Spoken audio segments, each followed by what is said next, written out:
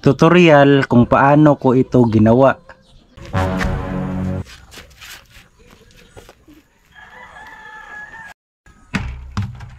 Ganito ko yun ginawa. Sundan mo lang ang step na ito. Unang clip, empty background. Sunod, yung nag-acting-acting ka. Sunod, ihagis mo yung balde. Tapos, proceed na tayo dito sa CapCut. Dito, i-click nyo ang new project. Unang clip, yung nag-acting kayo. Tapos, add. Next, itab natin para mag-highlight. Tapos, hanapin natin dito ang volume. I-adjust natin. Gawin natin 600. Tapos, check. Tapos, hindi pa yan tapos. Pupunta pa tayo dito sa noise reduce. Para smooth lang ang sounds. Hanapin natin sa baba ang noise reduce. So, ayan. I-on lang natin to. Tapos, i-check. Tapos, dito, hanapin natin kung saan tayo nag-acting. Tapos, i-split natin. Yung hindi kasama, i-delete na natin. Tapos hanapin natin kung saan tayo banda tumalon. Kasi doon tayo magkakat. Tapos pindutin ang video para mag-highlights. Tapos i-split. Itong maliit na video, i-delete natin to. Tapos pindutin ang plus. Hanapin natin yung hinagis natin ang balde. Tapos add. Dito, i-click natin ang video para mag-highlights. Tapos hanapin natin ang volume. Kagaya lang rin to kanina. Dito, i-highlights na naman natin ang video. Tapos hanapin natin yung saan banda tinapon ko na ang balde. Timing lang talaga ang kailangan mo dito. Try natin i-play kung okay na ba. Ayan. Tapos dito, mag-add na naman tayo ng clip, yung empty background.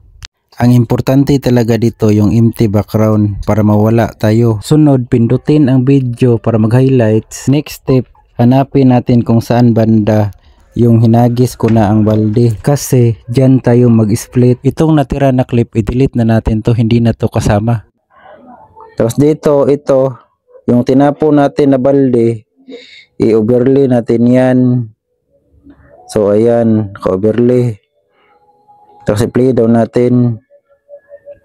O ayan. So dito, nakikita pa din tayo para mawala tayo dyan. Atin itong i-highlights, tapos hanapin natin, i-mask natin to. So ayan, mask. Tapos dito, piliin natin ang rectangle. I-adjust muna natin dito sa mask ang feather. Dito tayo sa number 5. Adjust natin ang feather. Check. So ayan, pwede na yan. I-adjust, balik muna tayo sa mask. I-timing natin saan yung balde. So i-adjust lang natin. Timing lang kailangan dito guys. Timing, tapos check. Tapos dito, i-adjust natin to. Usog natin ng kaunti. Tapos dito, yung pinakauna, i-press natin to.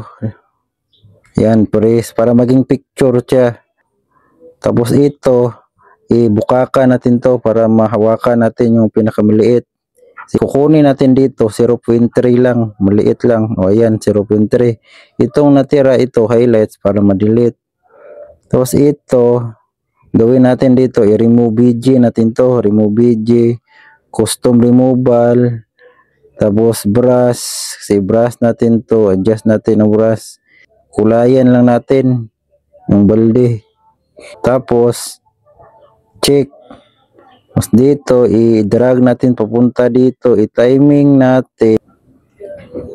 natin dito, so hindi siya timing, kailangan timing talaga ito. Play. So ayan, pwede na yun. Dito banda, i-highlights natin dito, tapos lagyan natin ng keyframe. Ito bang diamond? Tapos balik tayo dito. Kayo nang bahala anong gusto nyo mangyari sa balde. Pwede pa ikot-ikotin ninyo. Nasa sa inyo kung ilang beses nyo gustong umikot. Tapos dito, o ayan, umiikot na. Hanapin natin yung overlay natin, tapos itapat natin dito. Yan, kailangan timing talaga dito. Timing, tapos idikit. Then, tapos i-play down natin. O, ayan, pwede na yun. Ayun, pwede na yun. Then, i-highlights, tapos itong natira, split. Just split, delete, i-delete din natin. Export na natin. Hindi pa yan tapos. Balik pa tayo sa new project. New project. Tapos hanapin natin yung balde. Yan, yung balde dito banda. Highlights natin. Tapos dito, adjust natin ng konti. Yung nasa ibabaw pa ang balde. Yan. Tapos itong maliit na to, highlights natin. Hanapin natin ang motion blurred. Dito sa blurred, 100 natin to. Dito sa blend, gawin natin 50. Check. Tapos, play daw natin. Ayun, pwede na yun. Ayun, pwede na yun. Tapos export. So, ganun lang. So, follow and share.